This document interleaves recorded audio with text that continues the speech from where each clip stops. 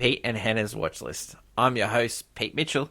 I'm here with my great co-host, a name spelled forwards and backwards the same way, Hannah. Hello, people. Hannah, we're here today for What's Next, the show where we help you figure out what to watch next. And one of the big things that we do on this show is watch movies. Yeah. Yeah, we do. But before we begin, let's tell the viewers and the listeners what they should do. Please, pretty please leave a like and subscribe to our channel. Leave Subscribe. a comment down below. Any of your feedback, Comment down below. good or bad. Tell us what movies you want to go see. Hit the notification button and you'll get great content like this one, including movie draft. Yes. We did that on the weekend, and it was great. 1992. Danny came into our house and stole. Yeah, literally stole. He stole a movie, refused to didn't even quote know the it right, and then say the most watched movie was Unforgiven that year. So. Oh my god! Pick that first. Pick that first. He knew. Anyway, we interrupt regular programming, our TV podcast where we talked about House of the Dragon and the last episode of Presumed Innocent. Yeah. And it's the last episode of House of the Dragon next week. Oh. And then I'll be back doing that show by myself. Great times. Then today we got What's Next. Yeah. We watch movies. Mm-hmm. And then tomorrow movie news. Huge week in movie news. We had Comic-Con, so there's plenty of things to talk about. AFI Top 100 this week is Raiders of the Lost Ark. So you can watch that on Disney Plus right now. And we can talk about it this week. Yeah. Also, Championship belt holder this week is 1986. Yes. Great year. Some great things happen. Some negative things happen as well. And we also... Wow. we do Blockbuster, and we do previews and... Can you guess the movie? Oh, yeah, can you guess the movie? Yeah, that was good this week. Yeah. Be interesting to see if Hannah can remember it. Let us get on to today's show. But before we begin, Championship belt for 2024. Any changes? It's currently Twisters. Twisters, baby. yeah. Is it still currently Twisters? Yeah. I'm gonna keep it as Twisters, but yeah, challenges. I think about both at night. You know, it's like it's like Wolverine, and then there's the picture of Glenn Powell in the rain. It's like that's what I think about at night. And for me, it is Civil War. Let us get on to the reviews, and let's start off with the biggest movie, biggest R rating opening in the history of mankind, Deadpool and Wolverine. Good for it. What is your relationship with the characters of Deadpool and Wolverine? Well, I mean, I've seen the previous two Deadpool films. Yes. Grew up massively with the X-Men movies, Sure. despite the fact I probably didn't want to watch them. So I've known these characters for a long time. So seeing them team up together, this is the cool duo movie. Yeah, well, it made $435 million worldwide. It made over $212 million. It's the 8th biggest opening. Yeah. It's huge. Yeah. Yeah. That's good. Huge. That's good. Yeah. Huge. $700 million the other Deadpool movies made, and it's already made $430, so we're on track for a $1 billion movie. And I also selected this in my the draft movies of the Yeah, same year. good for you, my dude. Yeah, good for me. About time I go over the luck of my life. Okay, so this movie is directed by Sean Levy. He has worked with... Hugh Jackman in the past. Yes, Real Steel. And he's also worked with Ryan Reynolds with Free Guy and The Atom Project. Yep. They've been trying to work on this movie for years. It was sort of unlocked when Hugh Jackman said, I'm going to come back and make a Deadpool Wolverine movie. It's sort of like a love letter to 20th Century Fox. Yeah. And New Line Cinemas, you know, they go with the heroes previously. Because Marvel has them now, but, you know, other studios had a chance. Yeah. Elevator pitch for this movie is Deadpool is finding it hard to move on with his life, not being a superhero. Yeah. And he gets taken by the TVA, who is the Time... Variance Association. Authority? Authority. Yeah, authority. They're time cops. Yeah, time so cops. they're time cops. And they police the times. You're ready to be an Avenger? And he's like, oh, I love this. And he goes, but I did one bad thing. Your world's going to die. And the reason why his world's going to die is because they lost their anchor being, which was Logan. Yes. In the movie Logan. How good was that movie? Yeah, Wolverine and so, yeah. And then so we get the movie from there. And we get some great cameos and Great music. One of the best. Yeah, soundtrack. Back to back, like, Twisters had an awesome soundtrack made for it. Yeah. And then you have this one where it takes from some of the best artists and is a great collection. Kind of like the previous two Deadpool films also had that, where they did have a good soundtrack backing it. So I'm glad to see that. Yeah, definitely. But with money. I think this movie is a perfect movie that stands alone. It's funny, it's got a great soundtrack, and I think it's well worth a watch. I'm not going to give anything away, and if you stay off the internet, you'll need to stay off the internet to not, because the cameos are... I think if you didn't see it this weekend, and you're not internet, like if you're not juiced up onto the internet, the best experience of this movie is to not know what you're going to get in for. Yeah. It's the same with most Marvel movies, but this one, it has been very much like there was a lot of secrets and they've kept a lot of cards to their chest. And but this movie itself is enjoyable nonetheless. It's a great buddy duo comedy. Well, they thought about like Midnight Run and Lethal Weapon. Because you have a Deadpool, Odd Couple. like Ryan Reynolds and Hugh Jackman have had, like, off-screen, had this, like, funny feud between the two going. Yeah. And they're good mates in real life. Yeah, and so... But they prank each other. Which is great, because in this, you have Deadpool and Wolverine. They're kind of, like, are forced to be friends together, and they don't like it. Wolverine definitely doesn't like it. Well, Deadpool's been a comic since 1990, and they've had some really good issues where they've had, a team-up with Deadpool. With a lot of... Yeah. And, like, there was a movie, Wolverine Origins, where Deadpool was in it. Yes. Wade Wilson was in it, and he became Deadpool, and it was a god-awful version of it. And they sort of poked fun of it in Deadpool 2, where he blows... Yeah, he goes back in time. And just fixing the timeline, too. I think... people need to stop taking things so seriously. Like, this movie's like a spoof movie. It's like a... It does... So this movie I found, when I watched it the second time, I started to understand... I was like, this is very much... It pokes fun and is a parody of a Marvel movie. 100%. Because it's like, we know you're here for the cameos. Yeah. So here are the cameos. Yeah. And it's... And Deadpool's always been like that. Like, it's a fourth wall breaking humour jokes. 100%. And if you've not liked the humour in the previous Deadpools, you might not like this one either. Yeah. And because it's still the humour from 2016. For me, it's still that. Well, for me, this movie is no different to, like, Airport. Airport. Flying High. Yeah. Hot Shots. Loaded Weapon. Men in Tights. Like... The Mel Brooks comedies, like, you can tell that they're taking a lot... The Spaceballs movie, you can tell they're taking a lot of, like cues from that. Parody movies. Yeah, I think it's... Very humorous. Yeah, and the difference with this is there's, like, a little bit of heart to this. And, I think... Hugh Jackman in this, like, he just gets Wolverine. And he tugs at your heartstrings. Every movie. He's done this so many times. Yeah, he's done this many times, especially like him closing the chapter on his storyline. He's like, we've said goodbye to him so many times, but it's still like, you're like, that's the guy. But do you know what gets me is that even though he's playing Wolverine, he played this differently because it's a different Wolverine. Yeah, he did. This one definitely feels more like he used Bub a lot and used like different, a more comic representation compared to his previous ones, which were more movie. Yep. But he also, he played this one.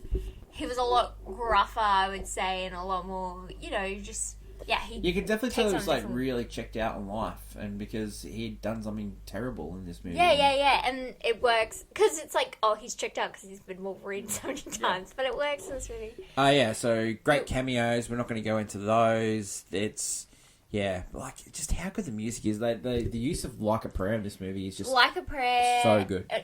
There's just several moments where the movie and the Bye, song, Bye, Bye. Bye. Like there's just these moments that I'll see you in my dreams, use your auntie. It's just you're the one I want. Like it's just really good. I think you could. Avril Lavigne gets a workout. Yeah, you could argue like some of the action's good, some of it's like a bit ridiculous. Yeah. The CGI, you could leave it or take it. Some people don't. Like, it's not perfect. It hasn't... I don't think CGI has ever looked great, but I reckon they did it on purpose. I think that sometimes it feels gimmicky. It feels like those early. Yeah. It kind of feels like those 20th Century Fox. Yeah, like, CGI. I think they did it. I think they did it on purpose. I don't mind it a lot because this movie isn't about being perfect. Yeah, it's always and the Deadpool. It's not about being perfect. It's about the charm that comes with. Well, you can just definitely the love you have of these characters. Definitely tell that you can definitely see the see-through line between Deadpool 1, 2, and this movie. Like it's written by the same guys, Warnick and Reese. Yeah. Ryan Reynolds, Sean Levy. Yeah. They all worked on these movies together. Yeah. Sean Levy, you can tell he's a solid hand. He's not like one of those directors that you go, oh yeah, he's got like a vision. Of how it looks. But you can definitely tell it's he works well with his actors. I've heard like a lot of critique of this movie. It's like, oh, this movie's a mess. I don't think it is. I really think it was on a mess on purpose because Deadpool's a mess. But yes, that's it. Because they, depending on what like interpretation of the character, recently he's just like he's crazy. Like he's a mess of a human being, and of a mutant. And so his movie, especially since he even makes jokes about how there's so much exposition in the third movie. Yeah. And that's like that with almost every one of these Marvel movies because they've got a lot of things going on now. You know, there are different multiverses and timelines and stuff. And so it has to poke fun and it's trying to make it as grounded as possible. And it comes down to how good both Deadpool and Wolverine are in this movie because you care about them, even though there's so many different, even versions of them.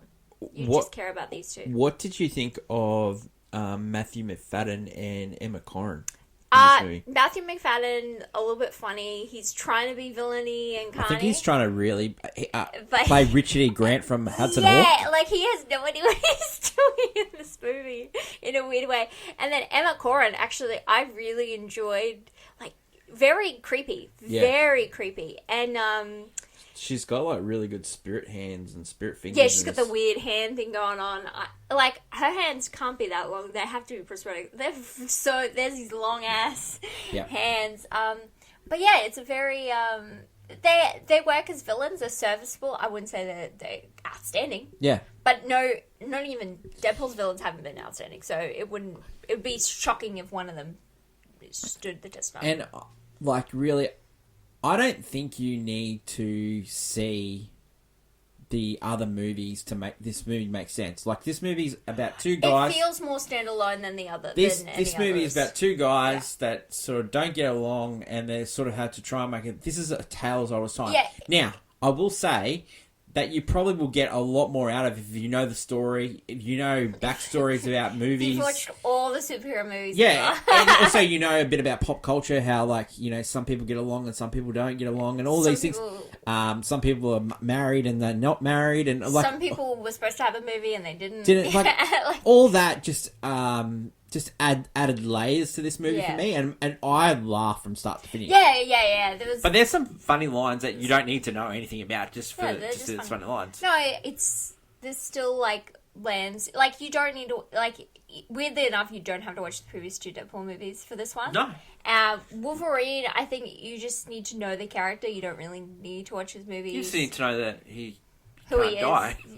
Like, yeah, they both have healing factors. Yeah. That's it. Yeah. And Deadpool, like, really has a good one that really works. Would you recommend this movie? 100%. I think superhero fan. I think anyone who enjoys, like, I think comedies. As a comedy movie, we haven't got that many this year, to be honest. Like, they have to be tied to something else. This movie is really funny. This movie is very funny. Yeah. If you like a spoof movie, you like parody movies. Yeah, you like any of the 20th Century Fox. You're like this a big fan of Hugh Jackman.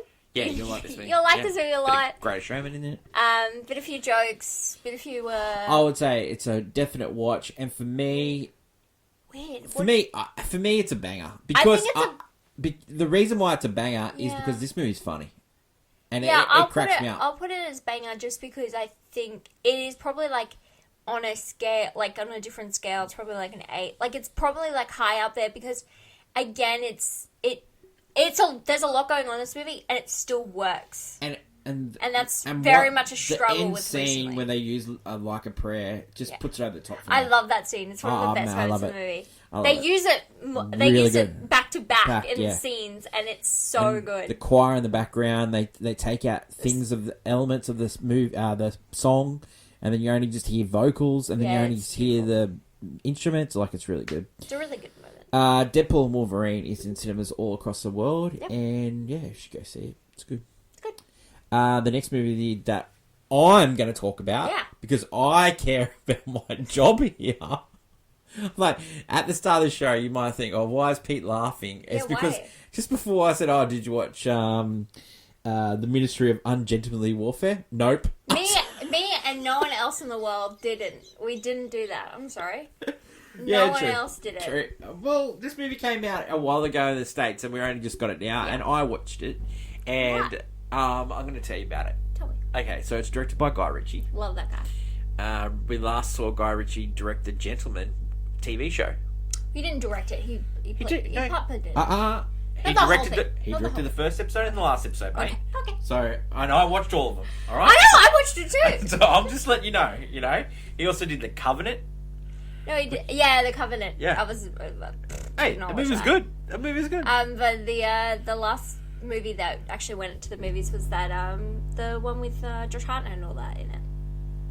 That was the last movie. The one that went to the movies last? Yeah. Operation Fortune. Operation Fortune. Yeah, and before that was Wrath of Man. Yeah. Well, we're big Guy Ritchie fans. Yeah, we're big Guy Ritchie fans. Okay, so the story behind this movie, it's based on a true story.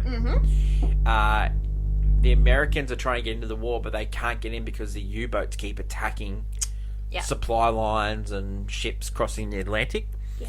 But the U-boats refuel in a little port town. Oh, yeah. And so Churchill decides that he's going to attack this... The town. The tugboats that look after the U-boats. Yeah. And his generals and his admirals don't want to do it, so then he gets Carrie Ells' character. And Carrie Ells' offside is Ian Fleming, who wrote James Bond. And he used the main character in here as the James Bond type character, which is played by Henry Cavill. Yeah. And so they go and say, okay, we need to get a crew together to do this. Of course. And the best person that they can get is actually in jail, and it's Henry Cavill's character. Now, this Henry Cavill's character is called Gus March Phillips. Great name. Gus March. Great name. And he has like all these offsiders. He has Anders Lassen, which is played by Alan Richardson. He has Alex Pettifer, who plays Jeffrey Applegard. Yeah, that's Reacher. He also Aquaman in the DC TVs. You got Carrie Elves. You got Hero Fine Stiffen, your boy from After. We don't talk about him. And Henry Golding plays Freddie Eric. Yes. So they got guy. So this movie is like a team up movie, and they're trying to take on the Nazis.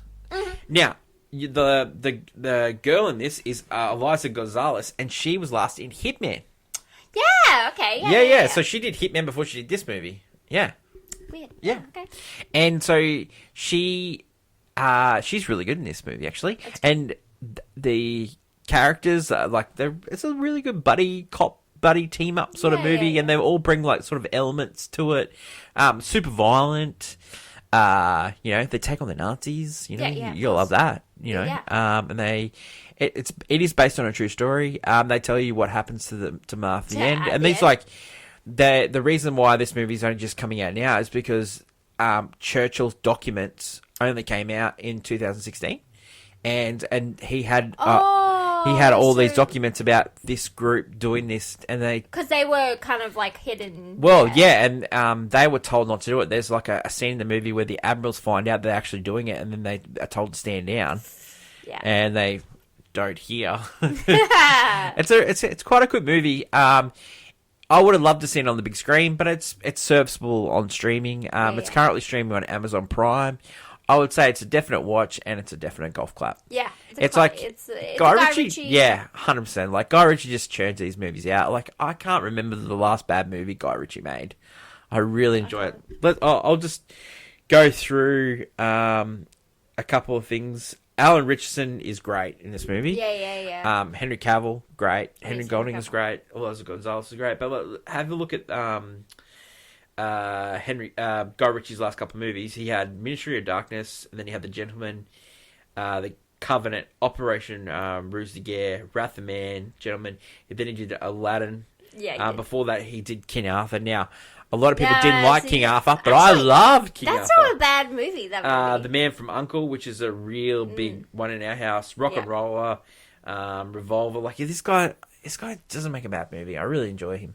Yeah, I don't think he makes bad movies. No. I think people just either You got really the like Sherlock his, Holmes or movies. they just like, oh yeah.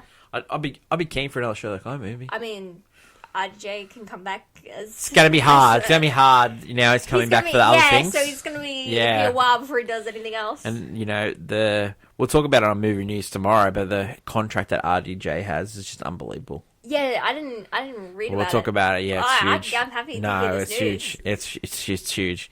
So, yeah, watch and a golf clap. Yeah. And it's on Amazon Prime, and it's the Ministry of Ungentlemanly Warfare. Yeah. And I really appreciate my job. Yeah. Bringing movies to you. What's Next, the show where we help you figure out what to watch next. And it helps when you watch it. Yeah, of course. I watched Deadpool Wolverine 3 times. I can tell you about that. I've watched it 4 times. There you go. Great times. That is it for today's show. That is my lovely co-host, Hannah, who occasionally watches movies. And then you got me, who watches movies. There you go. We'll catch you tomorrow for movie news. But until then, long live cinema. And until we meet again, it's bye for now.